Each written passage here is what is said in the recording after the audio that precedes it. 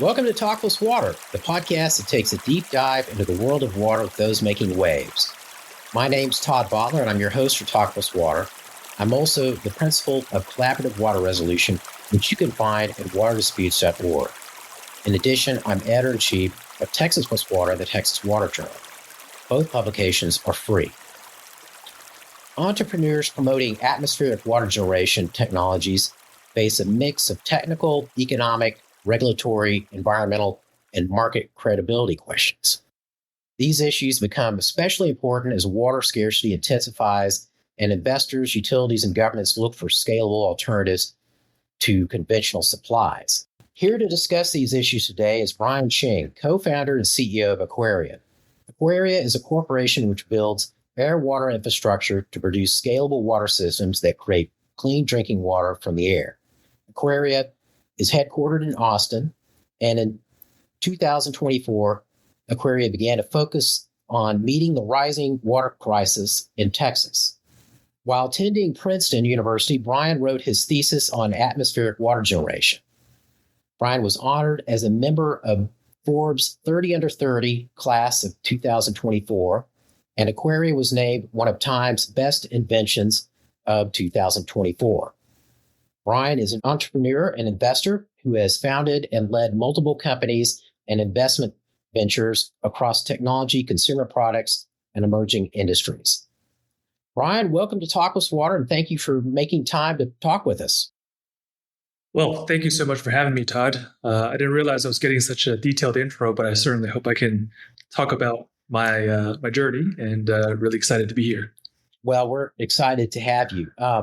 So I always like to start out with how my guests became interested in either a career in water or focusing on water as part of the other responsibilities that they have. So tell us about what has interested you in water and when your interest really began. So water is a very personal topic for me. And it's because my grandma actually passed away due to stomach cancer, and water and polluted water played a central role in that. And I've always been a problem solver. I actually first dropped out of Princeton after my freshman year to build my first company, but returned to Princeton and to focus on water technologies. And so how I got here was essentially really looking at some of the problems that we face in terms of our societal infrastructure. And everyone's talking about energy, talking about vehicles, and those are all great areas. But I felt that no one was working on finding ways to produce more water. And so that's where I decided to focus my research, my work, and then I put my own capital behind this as well and started Aquaria. So, Brian, we have listeners who are probably not familiar with atmospheric water generation technologies. I mean, they've seen Star Wars, right? And that yes, is Star certainly. Wars. But can you walk us through how the basic technology works? So there's a tremendous amount of moisture in the air around us. And we know that as rain, as clouds, or as morning dew. Those are all air water to us. And it happens naturally, it happens regeneratively, it always happens. And so air water technology is about how do we create an actual product that allows us to harvest this water actively so that we can use the water for drinking, for cooking, for showering, and more. Like a battery pack, like a solar panel.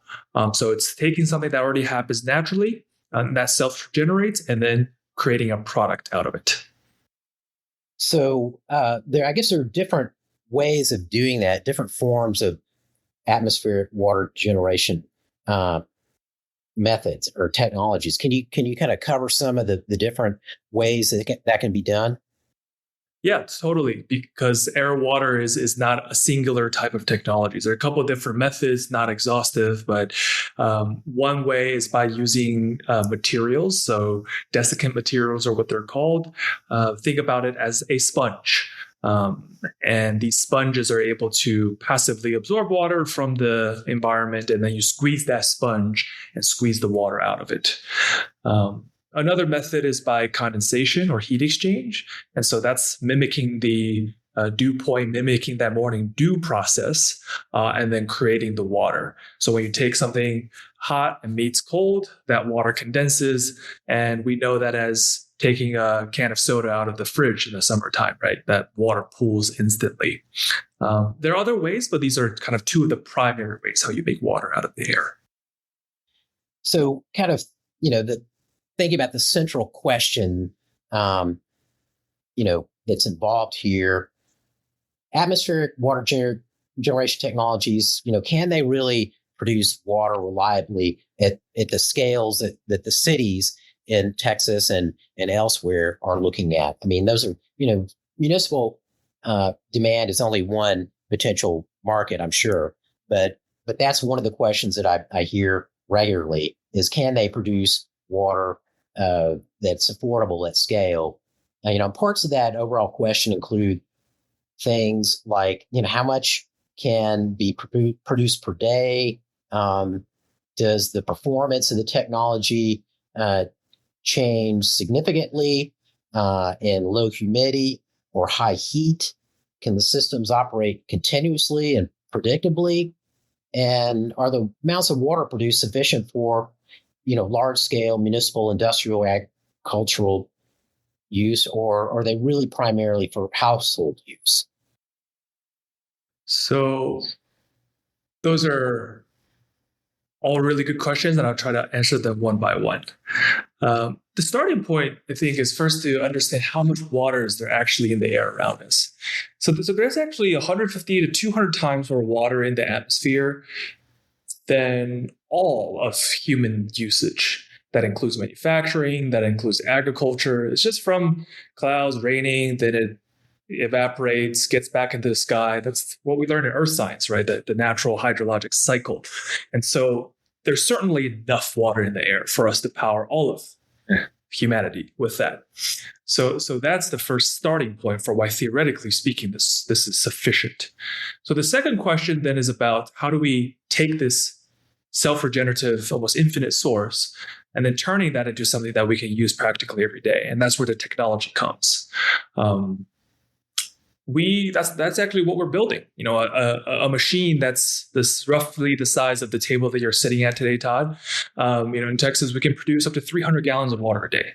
And that's just the starting point, because obviously we're continuing to improve our technology. But today already, we're supplying homes with these units that can produce that water.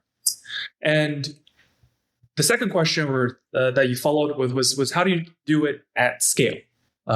So we designed this product so that it's like a battery pack, and so you can flexibly go bigger or smaller as you like. And so just like we know with a solar panel or battery, it could be bigger or it could be smaller. And so it's totally just up to the use case that you actually have. And that's how this product was built. So thinking about, the ways that, major water suppliers in not just Texas, but in the West really discuss water supply options, the all-in cost per acre foot or per 1,000 gallons, what would you estimate that to be? Well, I think it depends on what power you're using, because when we talk about out West, there's a tremendous amount of waste heat that comes off of generators and will come off of, ultimately energy and water, they're so inextricably tied with each other, right? You need energy to produce water, and then you need water to produce energy. It's just one way or the other. But what we do know is that there's a lot of energy that we can use out West to produce air and water. But what works against us is that there's much less humidity in the air in the West compared to, let's say, on the coasts. And so those are the considerations as we build any project. And so what ends up happening is, the amount of dollars that it actually takes to create the water is highly dependent on the specific scenarios that you actually deploy the technology. And I think, using an energy example, it's like, how much does it cost to deploy solar in Florida and Texas versus in Seattle or in Norway, where the sun is out half the time, only half the time or less. So it's highly specific to the particular use case for air water. Well, as you mentioned there, I think the technology is, fundamentally an energy intensive process, because you're taking dispersed water vapor from the air and condensing it. And so I know investor utilities are going to want to know, how does atmospheric water generation compare, in terms of, energy efficient production when you're looking at, say, desalination as an option, or another option, wastewater reuse, groundwater pumping or piping water long distance through a pipeline. What are those comparisons like? Yeah, I would say this is part of the reason why, I think this is apples and oranges. And the straight answer to that is air water is more expensive than tap water. Like, I think that's the straight answer that we need to give, but that misses the entire point. If we look at Corpus Christi right now, I think that's a great example. We have institutional utility grade desal plants being planned, and we absolutely must have that. It's meant to serve large populations. It's a whole centralized, holistic solution. But at the same time, the complexity, the time, the energy cost and human labor cost to construct the necessary facilities to provide that central solution is what's causing the crisis today. And so air water is meant to be a distributed option that works alongside these centralized options for the utilities, for the investors, for our people. And it's a tool set that energy has gotten decades ago, but water does not have that option. And so when you kind of take in all of that cost of time, of the complexity, now we're really talking about two totally different things. And it shouldn't be evaluated on just simply, well, how much dollars do you get? Because, well, do you evaluate a gas generator against the utility, grid cost? Maybe, maybe not. They're kind of just different solutions.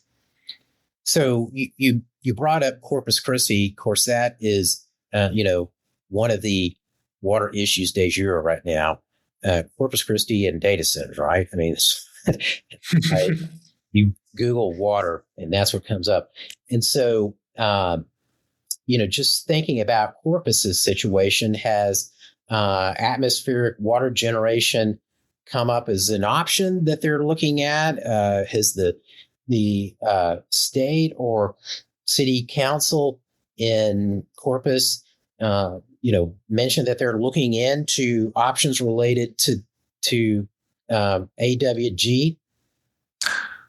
So, at least from our perspective, we are responding to the crisis. So we are very actively right now helping homeowners and communities feel safer about their situation. And so, we're certainly alerting everyone to how Aquaria wants to help. We're a public benefit corporation, so we really want to create beneficial programs, especially in these times of need.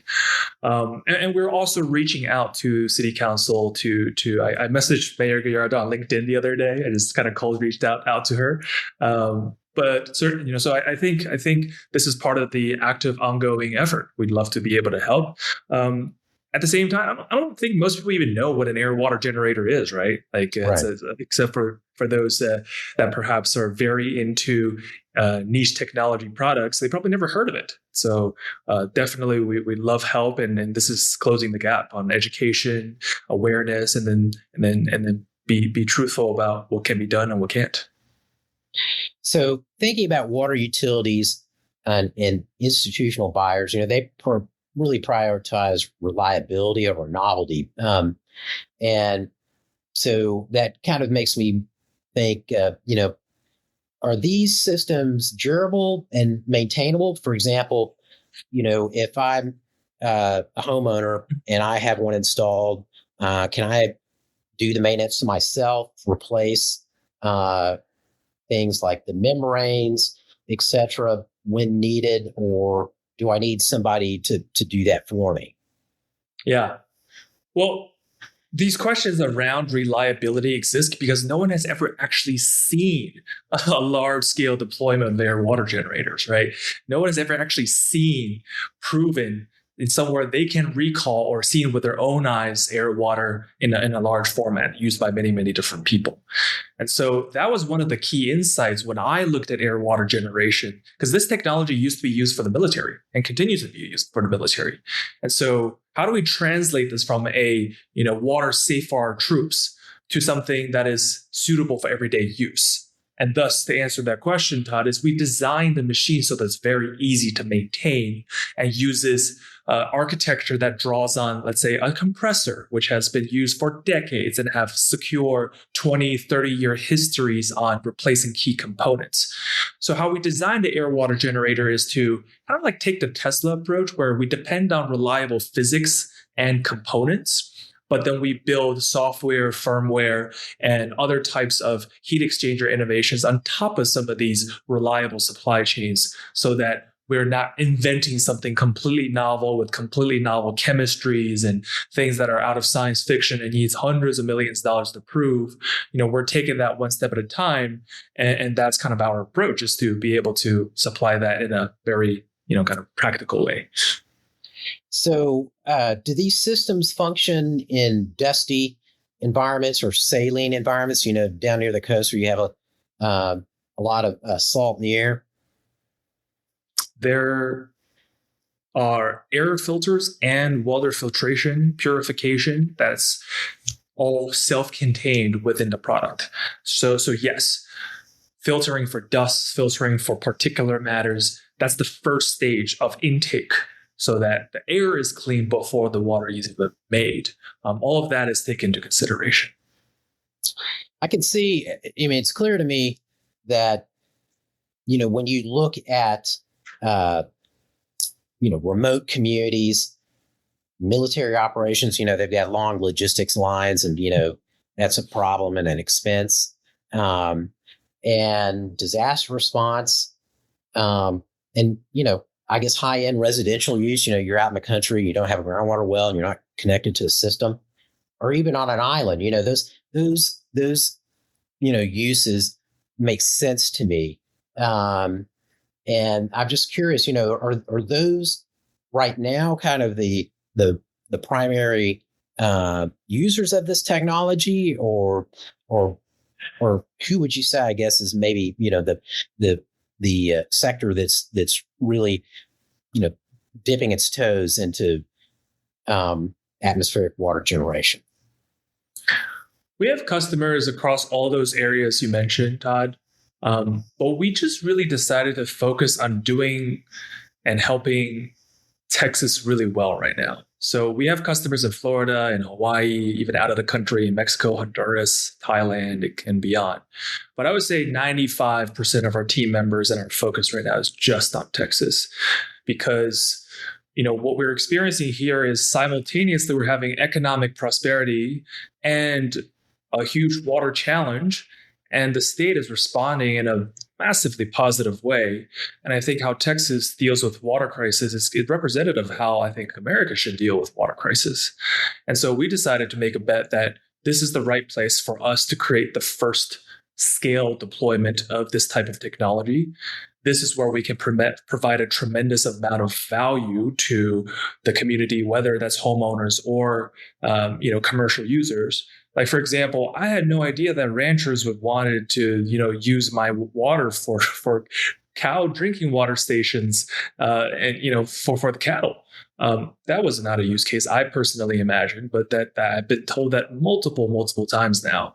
Or people growing produce using air water. To me, the first starting place was always human consumption and helping homes, communities to get that water. But now we're seeing small businesses and larger businesses start to try out our water. It's everyone's own personal decision, but we just felt that this is the right place to start. Well, it seems like, there's a whole, set of industries, I guess, that provide technologies to people who want to be off the grid, and they're like, well, maybe concerned about natural disasters or other disasters in the future, and I want to be self-sufficient. And I could see there's probably a great deal of interest from folks who are thinking about that type of independence. Totally. I think a lot of people have that aspirational lifestyle. Out of the hundreds of homes that we have built and supplied, actually only about a dozen customers are really truly off the grid. I think lots of people care just about the quality of their water, independent water supply they can control so they can feel safe for their families. They just want that security and safety in mind. And of course, for those that want to be off the grid, then this is that last piece that they wanted, and now we're providing for them. So, kind of thinking about some of the factors that impact the functioning of these systems. Of course, humidity is huge, I'm sure, and temperature, elevation, and seasonal variability. How do they do during drought when you've got low humidity? Especially, think about Texas, and when we have a good drought going, you've got situation where the soil dries out and there's just not much humidity. Yeah. Humidity is super tied to our speed of production. So when there's more humidity, we'll create water faster. And when it's super dry, we'll create water slower. And that's why we have a water tank paired with every machine, is that you're not really dependent on the daily production of your water, but rather it's a year-round supply. And when you have more water, you fill up your tank. There's no way you will use all the excess water. And you can pair that with other sources of water and fill up your storage tank. A lot of the folks that use rainwater capture actually likes to pair it with our machine because, well, you can't really always depend on the rain, so they can work together to provide year-round water. So that's the way that works. So I haven't really discussed water quality yet. These systems, do they address risks related to contamination, mineralization, biofilm growth, I guess, as part of the creation of the water? And, is that something that has to be closely monitored? So you have to clean out your water tanks. Dead water is what's always most dangerous. You put water in a tank and you don't ever use it. So this is why we have certified Aquaria partners all over the state, so that you call up your local guy, just like you call up your local HVAC technician, or just automatically come and service your home. That's part of how to make it available for everyday usage, is to make this into something familiar to you, just like you've had the same HVAC guy for 20 years. And that's exactly how we do it. For example, our partner in Central Texas is a 39-year-old HVAC firm that has a stellar reputation. That's the local community partner that we engage with to make sure that they can service and maintain your water supply. Again, having said that, that's the service layer. Our product itself, with the water purification, the air purification, those are the parts that ensure the quality of the water that comes out, is of the highest quality. And then, of course, your job as the homeowner, whether it's through our partners yourself, if you want to DIY, of course, you have to change the filters to make sure that the machine can do its job. So, any new water supply has got some environmental trade-offs associated with it. And so thinking about atmospheric water generation, I've heard some people say, well, what you're doing here is in part, you're shifting, water scarcity into a higher energy demand. And, you've got to have refrigerants and replace and dispose of system components. How do you look at the trade-offs in terms of the environment? So energy and water always have to be spent. In this case, it's still a matter of the cost you see versus the ones that you've ignored. If you don't have air water, then the alternative is building central systems. You always have to spend that cost no matter what. You have to build those pipelines. You have to build those supply stations, pumps. That energy and pollution costs need to always be spent. And so for us, how we think about it is, yes, we need to spend energy to create that water as well, just like any other forms. But when we create the product, we will put in modern innovations in 2026, like the ability to produce that water, maybe when energy is the lowest or in excess during the day, or pair our water production when there's excess solar availability or battery charge. Those are all smart functionalities we've put into the machine in order to mitigate that energy use or use that energy when it would have been wasted anyways. So we definitely take that into consideration in the product design. But certainly they would be correct. You got to use energy. It's just a question of where does the energy come from and it's smart and effectively using it.